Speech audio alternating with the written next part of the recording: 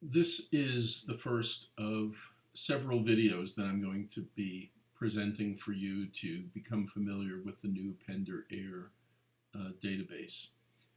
What you're looking at is the home screen. When you open the database each time, this is what you will see. I'm going to log in with my account name. You'll choose yours from this list, and then you'll put in your password. And when you do that, the login door opens up and you're now logged in, and it will tell you how it'll repeat your name so you know that you are logged in.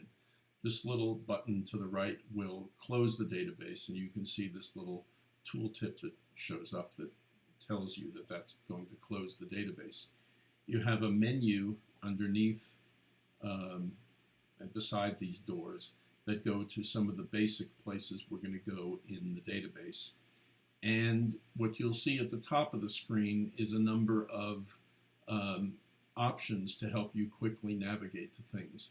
So if I take the agent selector and I choose Ruth's name, then some of these menu items at the top change to Ruth. Now you may not see anything in them right now. The unassigned requests list the various orders that are in the system that have not yet been assigned to one of you. And then if I look at the new requests for Ruth, well, there are none that are new that are assigned to her, but that would eventually populate with real things. Likewise, Ruth's active jobs, here are the ones that are in the system that have Ruth's name on them. And you could also look at the completed estimates that are assigned to Ruth. And if there are any tasks due today for Ruth, they would be in this list. And if there are any of Ruth's personal to-do tasks that she created for herself, they would be in this list. So if I jump to a different agent, let's say I'll take Paul, you might see some tasks. I guess not. Oh, there are a few completed estimates, and there are some active jobs. If it doesn't have a travel date, you'll see that in yellow. And then after that, the dates are in ascending order, so the newest ones are at the bottom.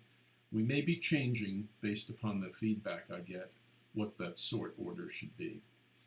The unassigned request is something that Ruth will be using to assign jobs to individual people.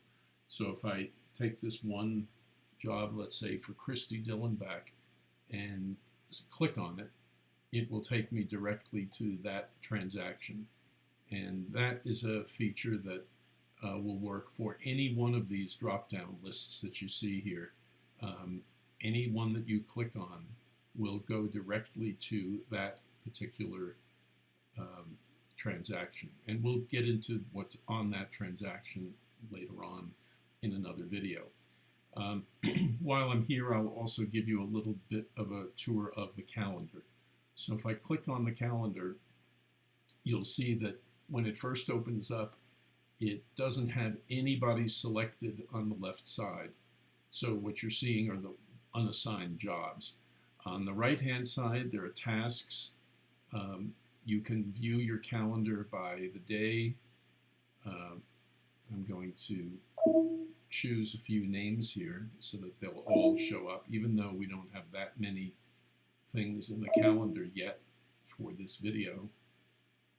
You have to give it a second or two after you click on anything in the calendar for it to refresh. Otherwise, you hear that little computer error tone happening in the background if I click too soon.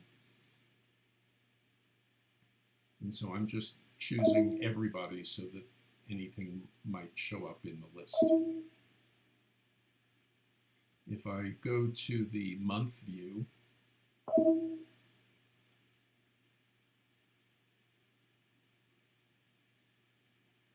you would see various jobs that are scheduled for the month of June 22.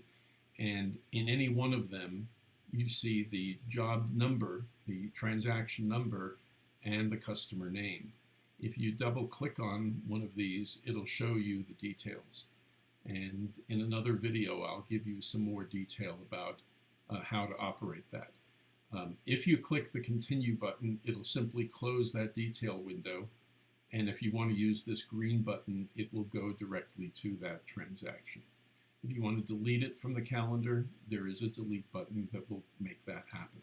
It won't delete anything about the transaction, it'll just delete it from the calendar. So in this case, I'm going to close it, and I'm going to go to the day view, but I'm going to choose resources. And when I do that, you see that, of course, for today's date, there really isn't anything in there, but the different resources are the different kinds of events that we're putting in the calendar, starting with travel date, anything veterinary. If it's a health certificate appointment, it'll be in that list. If it's a kennel or a final payment being due, boarding would cover not only the start but the end date. Pick up and drop off, obviously you know what those are. The date it goes to the airline, that's the travel date, and any feedback. So those are what we're calling resources. And if you want to look at the week, you can see things as they go by the week. If I were to go to Tuesday, what would be week of June 26th? So Tuesday is June 28th. If I click on June 28th, I can do it this way by choosing the 28th, or I can advance from the 26th. Well, that went ahead by 1 week. So I'll go back to the day view and click on today's date, and then I'll click on the next day, which is June 28th, and there you can see one veterinary item, a health certificate scheduled for the appointment is May 21st. If I click on the resources, you can see that there are 4 things that had their health certificate appointments scheduled for that day. Go back to the home, and that will conclude this first video.